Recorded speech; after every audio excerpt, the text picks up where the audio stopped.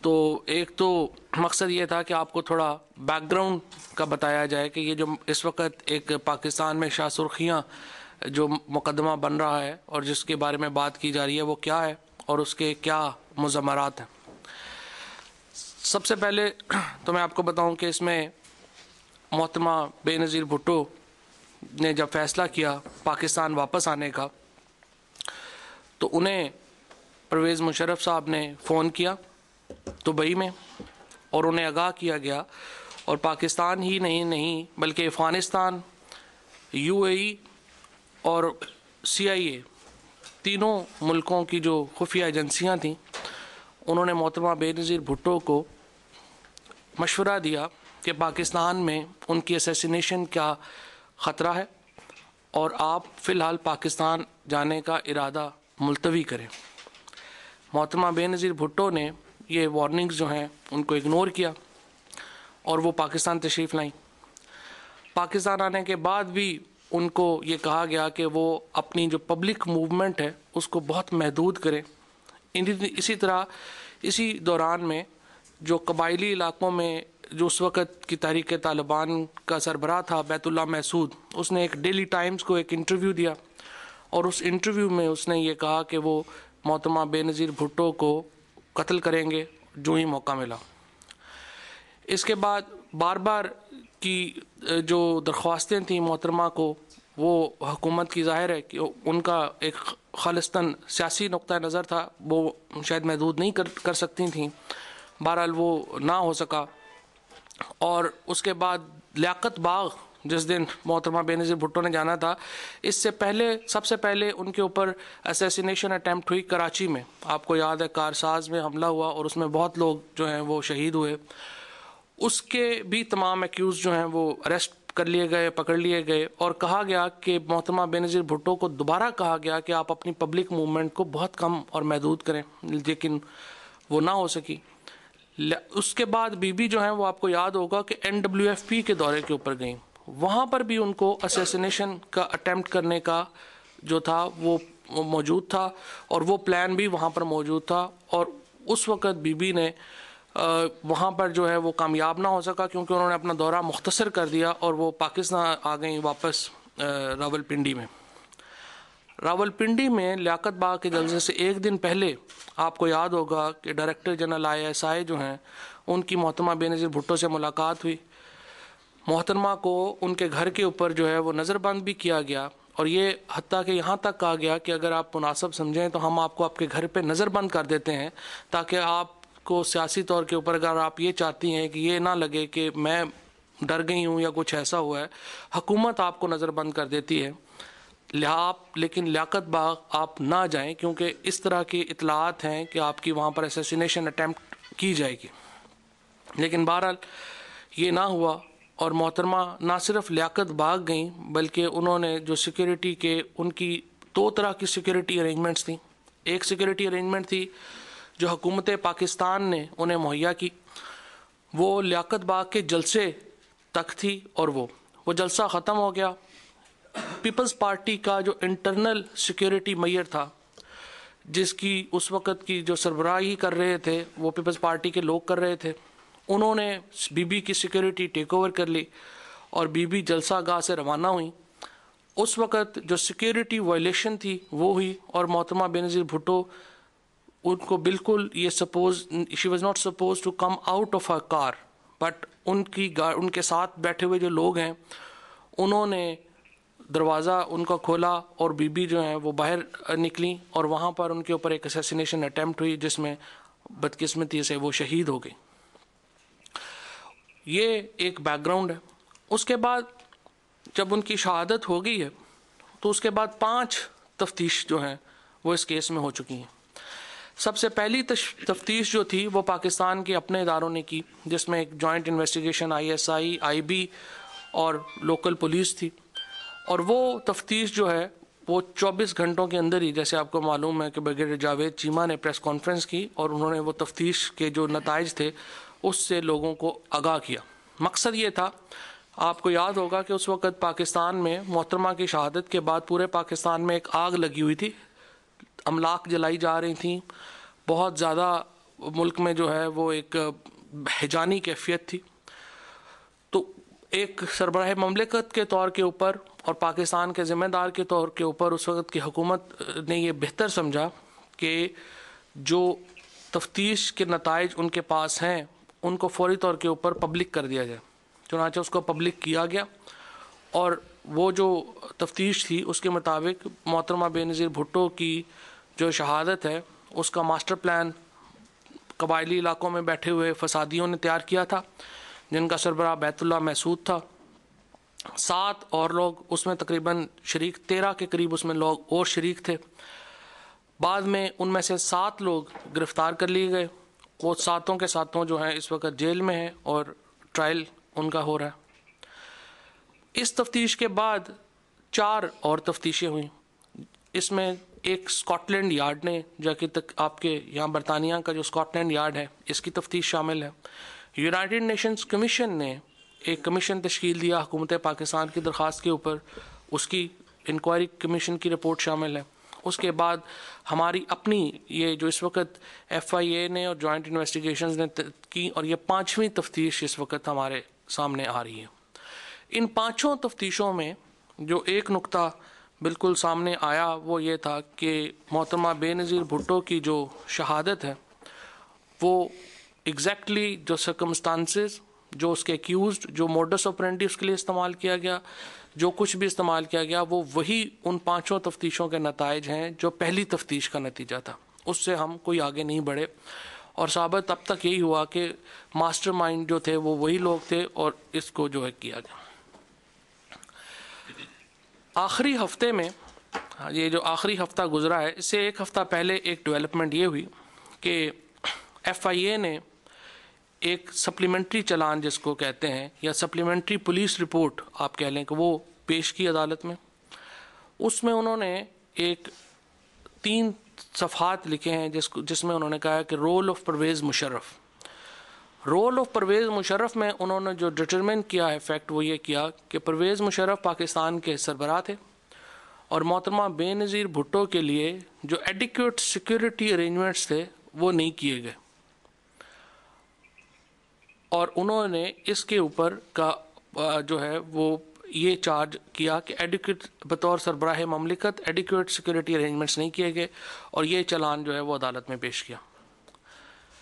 بعد میں اور دوسرا انہوں نے یہ کہا کہ وہ ہمارے سوالوں کا جواب دینے کے لیے میسر نہیں ہے اور ہم نے رابطے میں ہم نے ان سے رابطے کی کوشش کی اور وہ ہم نے انہیں بھیجے تھے سوالات، انہوں نے ہمیں جواب نہیں دیا. اب پہلی بات یہ تھی کہ ہمیں FIA نے کبھی رابطہ نہیں کیا. ہم لوگ سب لوگ وہاں پر ہیں، ہمیں کوئی کویسچنیئر نہیں دیا گیا. ہم نے اخبار میں ایک دفعہ ضرور پڑھا تھا کہ کوئی کویسچنیئر ایسا بنایا گیا ہے، سوال نامہ ایسا بنایا گیا ہے جو پرویز مشرف صاحب کو بھیجا جا رہا ہے اور اس میں کچھ سوالات جو ہیں وہ ہمارے متعلق کیے گئے ہیں، لیکن ہمیں کوئی ایسا سوال نامہ کبھی جو ہے وہ بھیجا نہیں گیا. دوسری بات یہ تھی کہ ہم یہ سمجھتے ہیں، ویسے بھی ہم یہ سمجھتے ہیں، میں خود جو ہے ایک کرمنل سائٹ کے اوپر جو وکالت کرتا ہوں، تو یہ کہنا کہ سربراہ مملکت جو ہے اس سے سیکیورٹی ارینجمنٹ کے بارے میں معلومات کرنا یا ان سے سیکیورٹی ارینجمنٹ کا پوچھنا ایک بالکل جو ہے وہ ریڈیکولس بات ہے، مضحکہ خیز بات ہے. اس کی وجہ یہ ہے کہ آپ یہ تو ہائی پروفائل مرڈرز ہوتے ہیں روزانہ، ہمارے آپ کے UK میں بھی مرڈر ہوتا ہے. مرڈرز اگر ہوں تو اس کا مطلب کیا ہوگا کہ کیا ہم کوئن کو چارج کر دیں کہ وہ انہوں نے سیکورٹی ارینجمنٹس کے لیے جو ہے وہ کام نہیں کیا؟ یا امریکہ میں اگر کوئی ہائی پروفائل مرڈر ہوتا ہے تو کیا امریکہ کے صدر جو ہے اس کو ہم چارج کریں کرمنل لائبلٹی میں کہ سیکورٹی ارینجمنٹس جو ہیں وہ ان کے جو ہیں وہ ٹھیک نہیں تھے؟ تو یہ ایک بالکل جو کہہ لیں کہ اس کی ایک الزامات کی تو ہمیں اب تک بھی کوئی سمجھ نہیں آئی کہ یہ کیا الزام ہے کہ سیکورٹی ارینجمنٹس کرنے کا. جو پہلی بات یہ ہے کہ پاکستان میں دنیا کے باقی ملکوں کی طرح ایک طریقہ کار ہوتا ہے ہر حکومت کا. اس طریقہ کار کے مطابق ذمہ داران ہوتے ہیں جس میں سب سے پہلے آپ کی ذمہ دار اس وقت کی مقامی انتظامیہ ہوگی. مقامی انتظامیہ کے بعد اس وقت کی صوبائی حکومت جو ہے وہ وزارت داخلہ، کیونکہ راولپنڈی میں جلسہ ہو رہا تھا تو سیکیورٹی ارینجمنٹ کرنا وزارت داخلہ کی ذمہ داری تھی جو پنجاب حکومت کے ماتحت تھی. اسی طرح سے جو اوور آل ملک کی ذمہ داری ہے سلامتی کی، وہ ظاہر ہے کہ اس وقت کی وزارت داخلہ کے پاس تھی. آپ لوگوں کو بھی معلوم ہے کہ جتنا حصہ کوئن کا آپ کے افیئرز میں ہے، آلموسٹ اتنا ہی حصہ جو ہے وہ صدر کا ایڈمنسٹریٹو افیئرز میں ہوتا ہے پاکستان میں. اور صدر کو کسی بھی طور کے اوپر یہ ذمہ دار ٹھہرانا کہ اس نے اتنی پولیس لگانی ہے وہاں پہ یا یہ کرنا ہے وہ کرنا ہے، یہ ایک بالکل مذاق خیز اور بالکل بات تھی. پھر 3 سال کے بعد جب عدالت کا فیصلہ آنا چاہیے تھا، اس وقت یہ چلان سبمٹ کیا گیا، نیا چلان، صرف اس لیے کہ جو فیکٹس ہیں، جو حقائق ہیں، ان کو تروڑا مروڑا جا سکے اور ان کو آگے جو ہے وہ آپ کہہ لیں کہ رخ بدلنے کی کوشش کے طور کے اوپر 3 سال کے بعد ایک مضحکہ خیز الزامات پہ مبنی چلان پیش کیا گیا. اس کے بعد جو کل کی پروسیڈنگز ہوئیں، کل ایف آئی اے نے اپنے یہ الزامات کو پریس نہیں کیا، اور جو انویسٹیگیٹنگ آفیسر تھے انہوں نے آ کر کے کہا کہ وہ یہ الزام آپ ہمیں فی الحال ایک تاریخ دیں آگے، اور ہم ابھی دیکھیں گے کہ ان کی صحت کا جائزہ لیں گے اور چلان کی صحت کا بھی جائزہ لیں گے. اس بات کے اوپر جج صاحب نے جو اس کیس کا ٹرائل کر رہے ہیں وہ اس حد تک گئے کہ انہوں نے جو انویسٹیگیٹنگ آفیسر تھے اس کو یہ دھمکی دی کہ اگر اس نے یہ درخواست کی تو وہ اسے گرفتار کروا دیں گے. یہ میری جو وکالت کی ایکسپیرینس ہے اس سے بالکل ایک انوکھا واقعہ تھا کہ جہاں جج جو ہے وہ پروسیکیوشن کو یہ کہہ رہا ہے کہ اگر آپ نے الزامات واپس لیے تو میں تمہیں اریسٹ کروا دوں گا. اس کا کیا مطلب تھا کہ جج صاحب جو ہیں وہ ذاتی طور کے اوپر اس کیس میں انتہائی دلچسپی رکھتے ہیں، اور وہ اس تمام تصفیے میں خود ایک پارٹی بن گئے. ان کی جو ذاتی شہرت ہے ان جج صاحب کی، وہ ہمیشہ سے ایک بڑے ایکسٹریمسٹس کے حمایتی سمجھے جاتے ہیں جوڈیشری میں، اور عام ان کے بارے میں یہی خیالات کیا جاتا ہے کہ وہ طالبان کے بارے میں اور شدت پسندوں کے بارے میں انتہائی نرم رویہ رکھتے ہیں. اوور آل ہمارے ہاں جو جوڈیشری ہے اس کا جو دہشت گردی اور جو پاکستان کے ٹیررزم کے مسائل ہیں ان کے بارے میں رویہ بہت کوسچنیبل ہوا ہے جب سے افتخار چودھری صاحب جو ہیں وہ چیف جسٹس کے طور پہ بحال ہوئے ہیں. ہم نے یہ دیکھا ہے کہ تمام ٹاپ ٹیررسٹ ٹرائل جو ہیں ان میں ایکویٹلز ہوئی ہیں اور کلین چٹس ملی ہے ٹیررسٹوں کو. اور اسی لیے پرویز مشرف کے اوپر حملے کے ملزمان، شوکت عزیز صاحب کے اوپر حملے کے ملزمان، میریٹ ہوٹل اٹیک میں ملوث ملزمان، جی ایچ کیو کے اوپر ملوث ملزمان، یہ تمام تر ملزمان جو ہیں ان کو ہماری عدالتوں نے بری کیا ہے. ہم لوگ جو آل پاکستان مسلم لیگ ہے یا پرویز مشرف ہیں، ہم ٹیررسٹس کے خلاف لڑنے پہ یقین رکھتے ہیں، ہم ایکسٹریمزم کو اریڈیکیٹ کرنے کے اوپر یقین رکھتے ہیں، اور ہم پاکستان کو ایک پروگریسو لبرل ریاست کے طور کے اوپر دیکھنا چاہتے ہیں. اور اس مقصد کے لیے ہم جو شدت پسند ہیں، جو فسادی ہیں، اور جو ہمارے اندر چھپے ہوئے یہ مذہب کی آڑ میں لوگوں کو مارنے کا جو کام انجام دے رہے ہیں، اور جن کے ساتھ ہماری جاری ہے، ہم ان کو لڑنا چاہتے ہیں. ہمیں ایکیوز کیا جا رہا ہے جعلی کیسوں میں، اور فائدہ دیا جا رہا ہے ٹیررسٹوں کو، دہشت گردوں کو، اور ایک ایسے مقدمے کی بنیاد کے اوپر جس کی کوئی بھی نہ کوئی قانونی حیثیت ہے، نہ کوئی اخلاقی حیثیت ہے، اور نہ ہی اس کا کوئی حقیقت سے تعلق ہے. اور پرویز مشرف صاحب کے اوپر جو الزامات اس میں ضمن میں لگائے گئے ہیں، جیسے کہ میں نے آپ کو پہلے ہی کہا کہ چلان کی جو رپورٹ ہمارے سامنے ہے وہ بالکل ایک مضحکہ خیز دستاویز ہے، اور ہم اس کو جو ہے وہ مکمل طور کے اوپر مسترد کرتے ہیں. جہاں تک ہمارے آئندہ لائحہ عمل کا سوال ہے، جیسا کہ میں نے آپ سے پہلے کہا کہ پروسیکیوشن جو اٹ سیلف ہے وہ یہ کیس عدالت میں درخواست کر چکی ہے کہ وہ ان الزامات کو پریس نہیں کر رہی. اور اگر عدالت نے اور پروسیکیوشن نے پرویز مشرف صاحب کے خلاف کسی جعلی کیس بنانے کی کوشش کی، ان کو جعلی کیسوں میں سمن کرنے کی کوشش کی گئی، تو ہم یقینی طور پہ اس کا بھرپور مقابلہ کریں گے.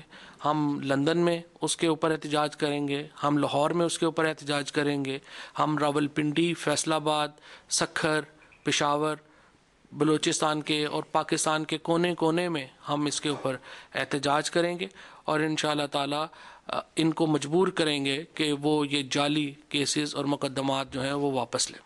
جہاں تک پرویز مشرف صاحب کے واپس جانے کا تعلق ہے, پرویز مشرف ایک سیاسی فیصلے کے تحت اسی سال پاکستان واپس جائیں گے, اور اس کا عدالتی پروسیڈنگ سے کوئی تعلق نہیں ہے. ہم عدالتی ان احکامات کو مسترد کرتے ہیں, لیکن ہم اپنے سیاسی فیصلے کے تحت پاکستان جائیں گے, اور انشاءاللہ تعالی اس کے اوپر تاریخوں کے اوپر ہم کام کریں گے, اور ہم لاہور میں لینڈ کریں گے انشاءاللہ. اور اس کے بعد پاکستان کی سیاست میں پرویز مشرف کا ایک فعال کردار ہے, اور وہ کردار ادا کریں گے.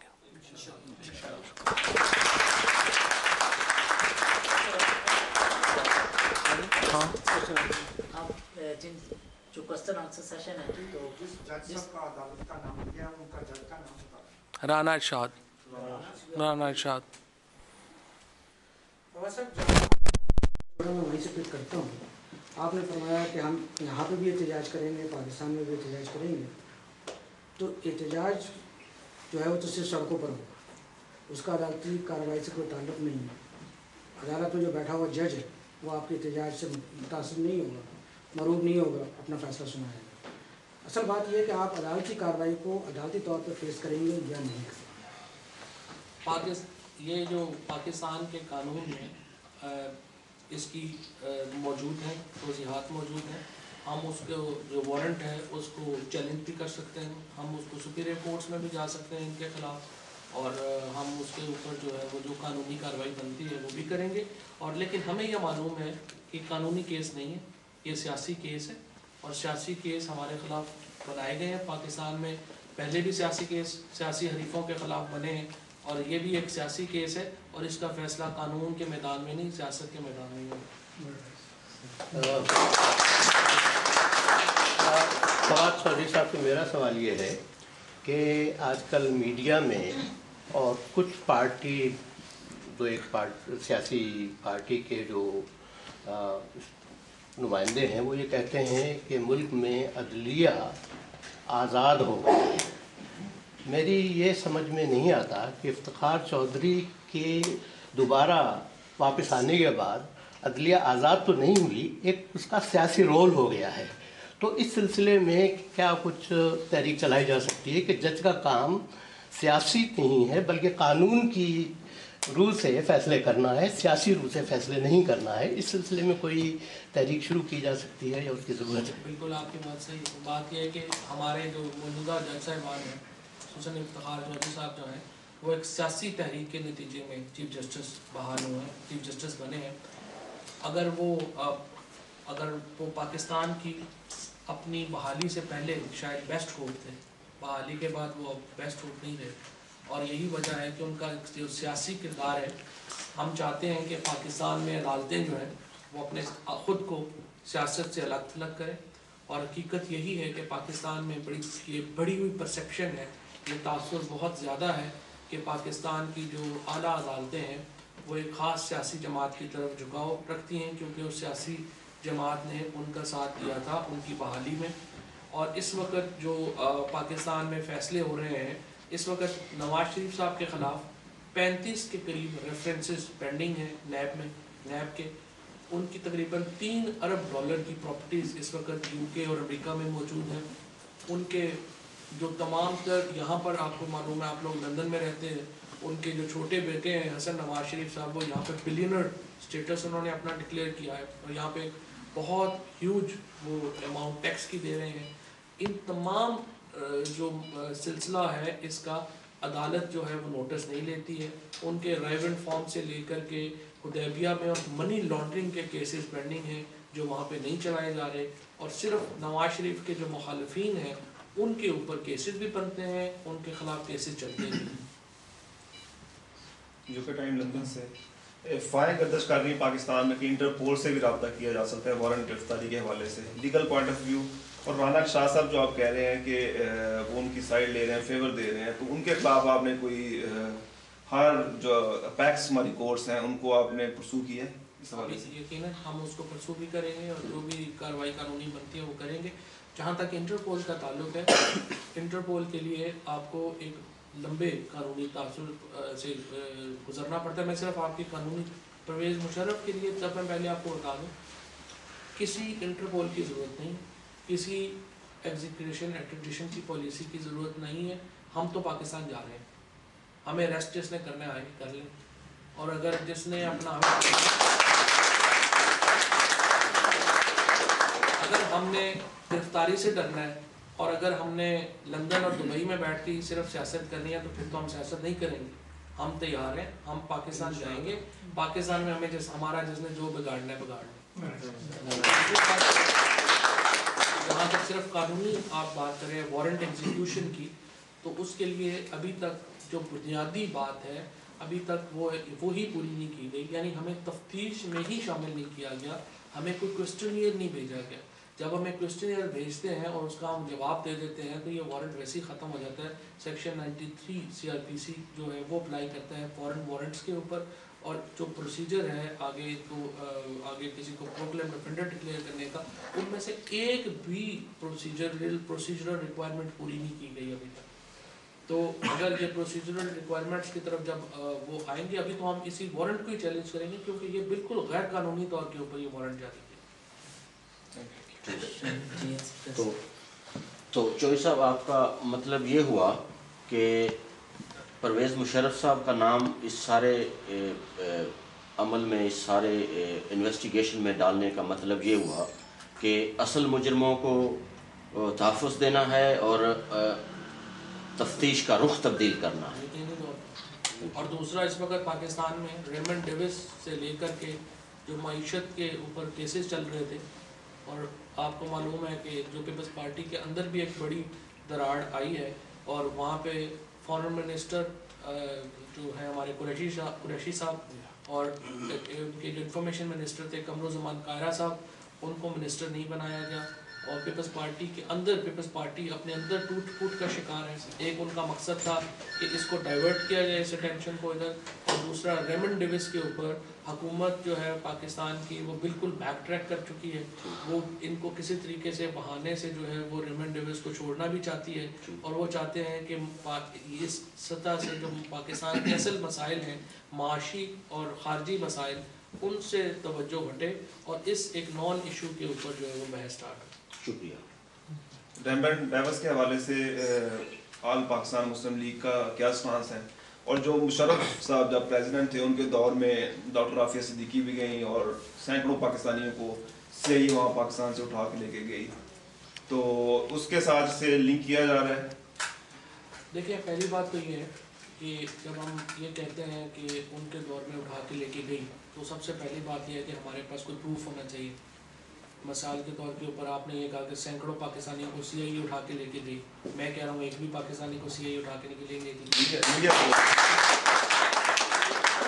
ایک پاکستانی کو اگر امریکہ کے حوالے کیا گیا تھا، رمزی یوسف کو، تو اس وقت وزیر اعظم نواز شریف وزیر اعظم. اسی طرح سے پاکستان کے اوپر جو ڈرون حملے ہیں جن کا آغاز جو ہوا تھا، وہ بھی اگر آپ کو یاد ہو تو اسامہ بن لادن کے اوپر سب سے پہلا حملہ بل کلنٹن کے دور میں کیا گیا تھا، اور اس وقت بھی نواز شریف وزیر اعظم تھے. یادداشتیں تھوڑی کمزور ہیں تو ہم اس طرح کی بات کرتے ہیں. پرویز مشرف کے دور میں ایک بھی پاکستانی کو بشمول عافیہ صدیقی امریکہ کے حوالے نہیں کیا گیا. پرویز مشرف زندہ باد، پرویز مشرف زندہ باد، پرویز مشرف زندہ باد، پرویز مشرف زندہ باد.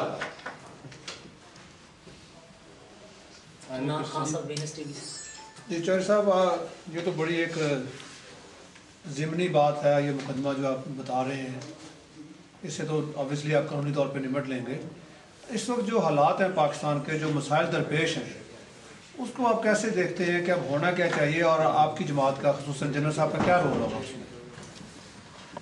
دیکھیں، پاکستان کا جیسے ہم نے عرض کیا کہ سب سے بڑا مسئلہ اس وقت جو چل رہا ہے وہ پاکستان کا معاشی مسئلہ ہے، پاکستان کا سیاسی استحکام ہے. ہمارے دو بڑے پرابلمز ہیں، رائز آف ایکسٹریمزم اور ڈکلائن آف اکانومی. ان دونوں سے موجودہ حکمران نپٹنے کی صلاحیت ہی نہیں رکھتے. پاکستان کا اس وقت جو فسکل ڈیفیسٹ ہے، جو پاکستان کی حکومت کی آمدنی اور خرچ میں جو فرق ہے، وہ بجٹ تک 8.5% پر پہنچ جائے گا. اور 8.5% کا مطلب ہے تقریباً 1400 ارب روپیہ. اب یہ 1400 ارب روپیہ یہ کہاں سے آئے گا؟ یا تو نوٹ چھاپیں گے اور یا پھر ریمنڈ ڈیوس کو چھوڑ کے اور باقی لوگوں کو امریکہ سے ہم پیسے لیں گے. ان دونوں صورتوں میں جو ہے وہ پاکستان کی خود مختاری ختم ہوگی، اور دوسری صورت میں ہم جو ہے وہ اپنی یہاں انفلیشن جو ہے اس کو بہت بڑھائیں گے. تو پاکستان کے معاشی مسائل جو ہیں ان سے ابھی پاکستان کو ایک ہی شخص جو ہے وہ پاکستان میں پاکستان کی معیشت کی ایک امید ہے، اور وہ پرویز مشرف ہے. اس کی وجہ یہ ہے کہ پرویز مشرف کا عالمی دنیا میں ایک سٹینڈنگ ہے. پرویز مشرف کے اوپر کرپشن کے ایلیگیشن نہیں ہے، وہ مسٹر 10% نہیں کہلاتے دنیا میں. وہ پاکستان کے واحد 60 سالوں کے وہ واحد حکمران ہیں جو جب پاکستان سے باہر گئے ہیں تو ان کے بیٹے کا نام بھی کسی کو معلوم نہیں ہے. ان کی بھائیوں میں سے کسی نے پاکستان جا کے کرپشن نہیں کی ہوئی، انہوں نے خود پاکستان میں جا کے کرپشن نہیں کی ہوئی. ان کے یہاں پر جتنی پراپرٹیز ہیں وہ بھی آپ لوگوں کے سامنے ہیں، ان کی پاکستان میں جو پراپرٹیز ہیں وہ بھی آپ لوگوں کے سامنے ہیں. ان کی ذرائع آمدن بھی ہمیں پتہ ہے. ہمیں تو نواز شریف صاحب اور آصف زرداری صاحب کے تو ذرائع آمدن کا بھی علم نہیں ہے. ہمیں تو نواز شریف صاحب جو ہے، آپ لوگوں میں سے بہت سے لاہور میں رہتے ہوں گے کا پتہ ہوگا، نواز شریف صاحب جو ہیں وہ رائیونڈ کے 1600 ایکڑ کے محل میں رہ کر کے انقلاب کی بات کرتے ہیں، اور ہمارے لاہور کا پورا علامہ اقبال ٹاؤن 1600 ایکڑ کے اوپر ہے جس میں کم از کم ہزاروں لوگ رہتے ہیں. اور اسی طرح سے جو شہباز شریف صاحب ہیں، انہوں نے پاکستان میں ابھی جو نیا گھر اپنا شفٹ کیا ہے جو ماڈل ٹاؤن میں، اس میں صرف انہوں نے جو انٹیریئر ڈیکوریشن اور رینوویشن کی ہے وہی تقریباً 8 کروڑ کے لگ بھگ. اور وہ بات کرتے ہیں کہ باہر خونی انقلاب آئے گا. ان لوگوں کے خلاف ہی تو خونی انقلاب آنا ہے.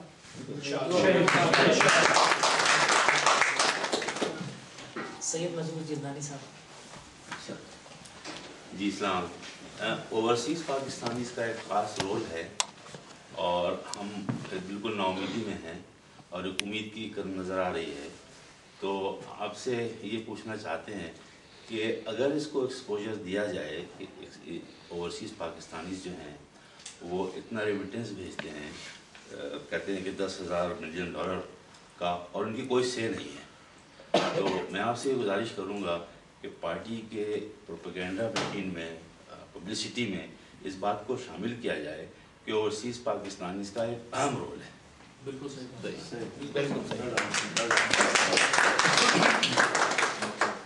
جو اوورسیز پاکستانیز تو پاکستان کی بیک بون ہے.